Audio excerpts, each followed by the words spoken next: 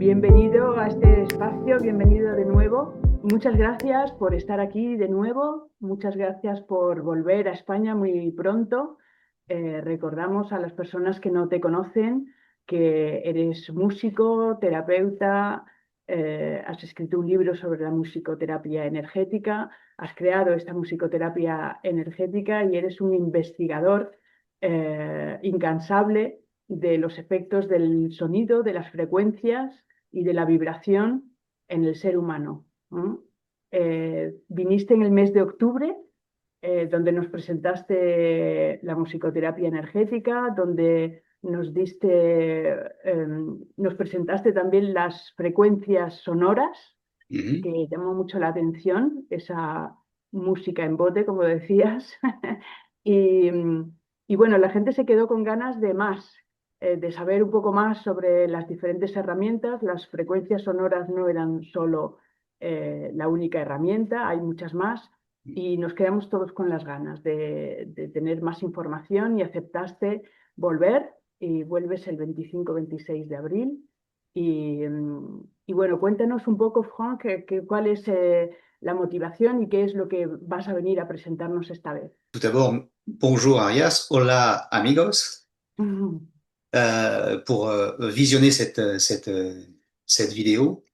Je suis très heureux qu'on réorganise un deuxième séjour en Espagne et en Galice surtout, pour venir parler de la musicothérapie énergétique. Alors j'en avais déjà un petit peu parlé la dernière fois dans le cadre de la conférence que j'ai pu donner.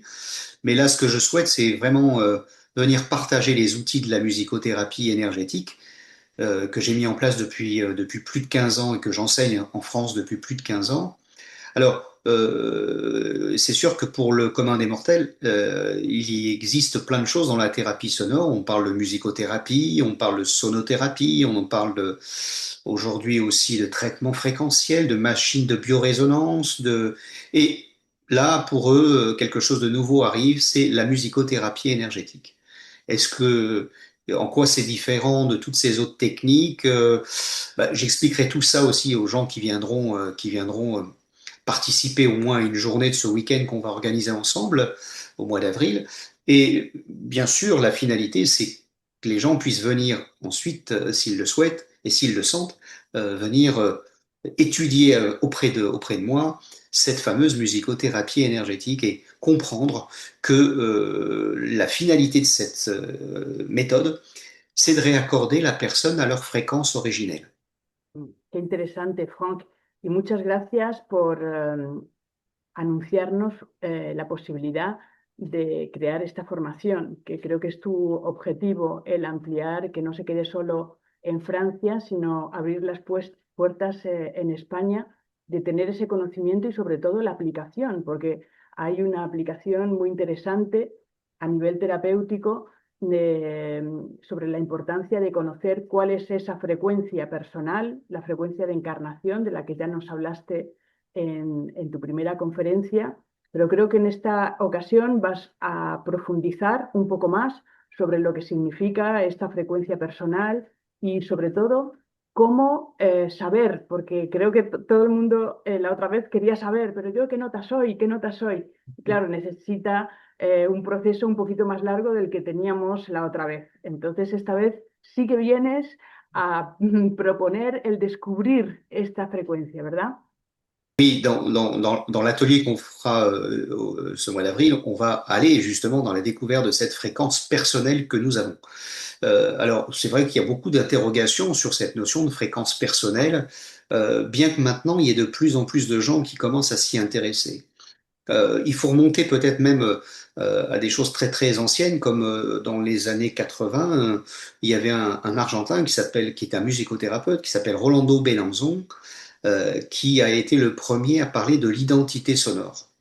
Et moi, j'ai beaucoup travaillé avec les peuples premiers et à chaque fois, il disait que la maladie provient d'une fait que tu ne joues pas ta musique connectée au cosmos. Et je ne comprenais pas réellement quel était l'impact de jouer sa musique connectée au cosmos. Mais petit à petit, je suis rentré dans cette compréhension que comme nous, on a des planètes, les anciens, les Grecs notamment, avaient toute une relation je dirais, astrologie et astronomie et fréquence musicale. Donc tout ça était lié et ils ont commencé effectivement à tracer une espèce de... On a encore ça dans la médecine traditionnelle chinoise où on retrouve par exemple des associations de planètes et de notes et qu'en fonction même des jours de la semaine, il y a des notes. Et tout ça est intéressant et ça a commencé à donner naissance à cette fameuse fréquence originelle que j'ai commencé à mettre en place il y a plus de 20 ans dans la partie recherche que j'enseigne en France depuis plus de 15 ans. Et je dirais, on est comme un bel instrument à notre naissance qui porte une fréquence comme on porte des signes astrologiques. Et puis au cours de notre vie, de notre constitution, on crée des petits systèmes de croyances ou je dirais, de psychologie limitante qui vont faire que, comme un bel instrument, on se désaccorde parce qu'on a oublié réellement ce que nous portions.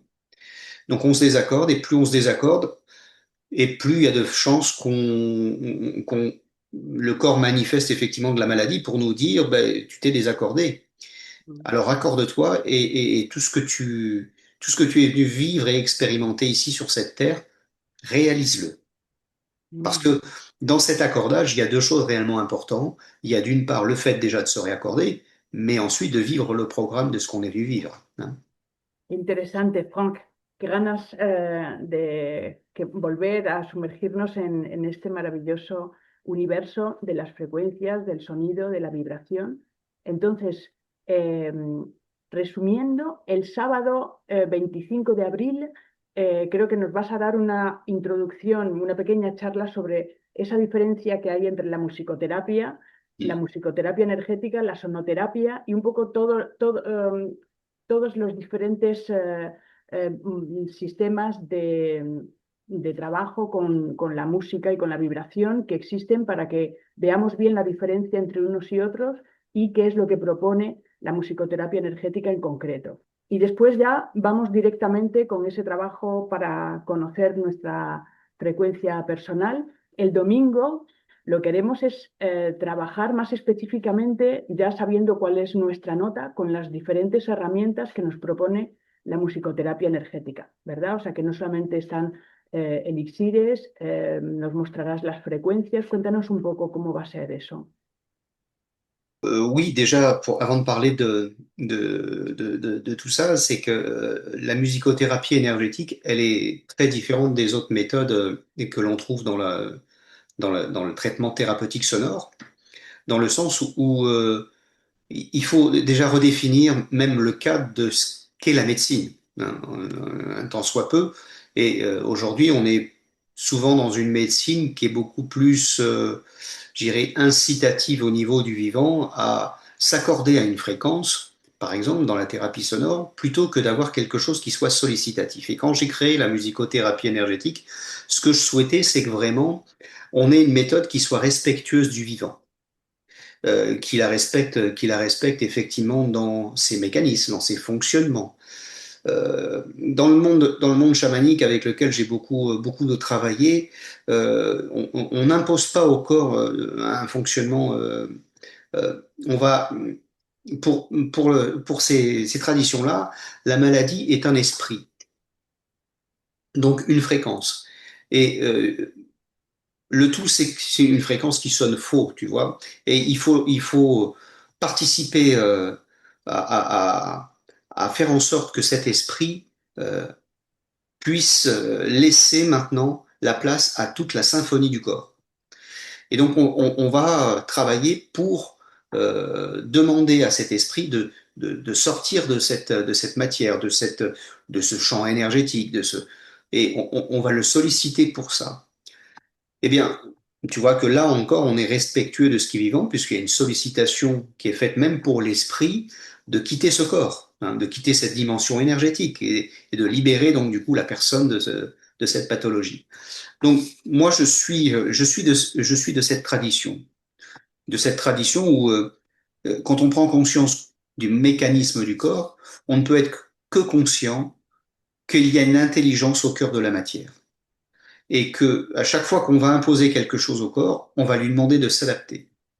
Et toute la philosophie de la musicothérapie énergétique, elle va dans cette voie-là, c'est-à-dire de proposer, de solliciter le corps, de se réaccorder à la fréquence personnelle, si c'est le moment pour lui, s'il n'y a pas d'obligation non plus, hein. Et petit à petit, on mettra le temps que ça prendra, mais on y arrivera.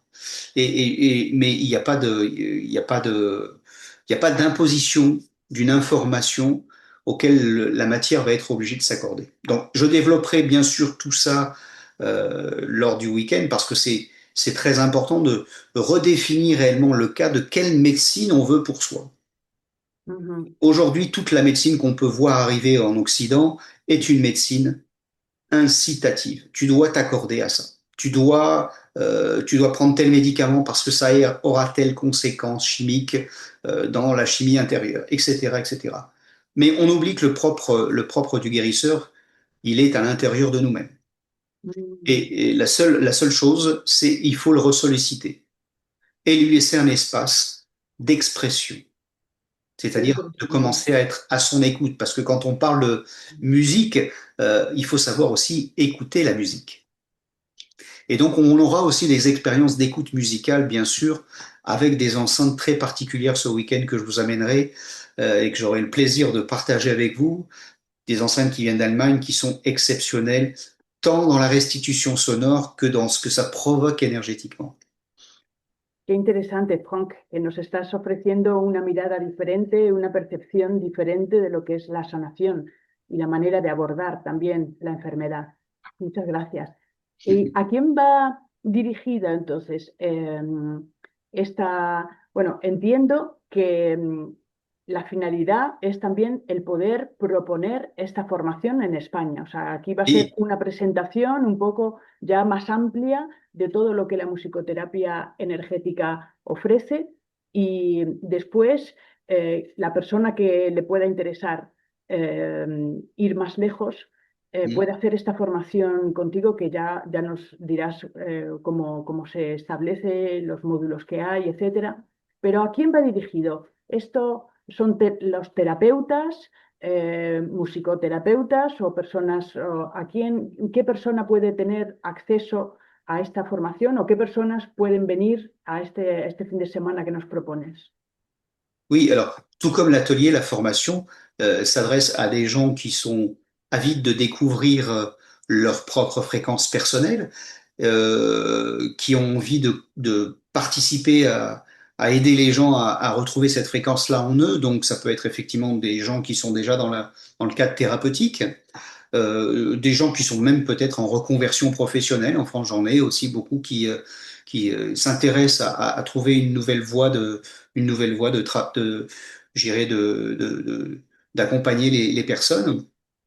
Ça peut être effectivement des gens qui sont déjà dans la thérapie sonore et qui veulent élargir leur panel et leur vision sur cette thérapie sonore, ou tout simplement même, comme je le disais tout à l'heure, de changer de vision de la médecine qu'ils utilisent, hein, et se dire, bah, tiens, je me suis rendu compte que quand même, le corps était intelligent et pourquoi est-ce que j'essaye toujours de lui apprendre des choses qui je suis, moi, pour imposer quelque chose à ce corps que je ne connais pas et qui se disent, mais tiens, peut-être qu'il y aurait une méthode qui serait beaucoup plus sollicitative et dire, tiens, est-ce que ça te va? Est-ce que ça te va pas? Est-ce que... Voilà. Et tu vois, c'est vraiment un très large panel de gens qui viennent et à la fois dans la formation, et puis j'espère aussi à l'atelier qu'on va mettre en place en Galice, qu'il y ait aussi des gens qui viennent juste pour eux-mêmes, hein. Et moi, c'est OK.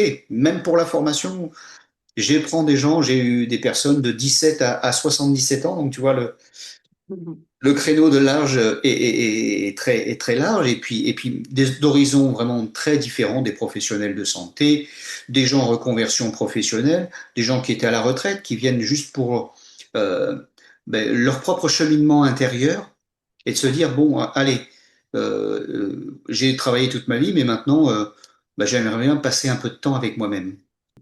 Sí, la necesidad de conocernos a nosotros mismos. Eh, pues muchísimas gracias, Frank. Muchas Encantada de gracias, Ariane. recibirte, encantada de recibirte de nuevo en España, en Galicia. con mucha alegría recibir a todas las personas que se puedan interesar en este magnífico trabajo. Y bueno, pues solo darte las gracias y hasta muy prontito, Franck. Oui, moi aussi, je suis très heureux de revenir, en tout cas, vous retrouver, pour ceux que j'ai déjà croisés au mois d'octobre l'année dernière, et puis pour les nouveaux, ben, ça sera aussi une belle, une belle rencontre, je pense. Et j'ai, en tout cas, j'ai le grand plaisir de venir partager mes 30 ans de recherche sur la thérapie sonore. Mm, muy bien, pues hasta pronto, Franck. Bye bye.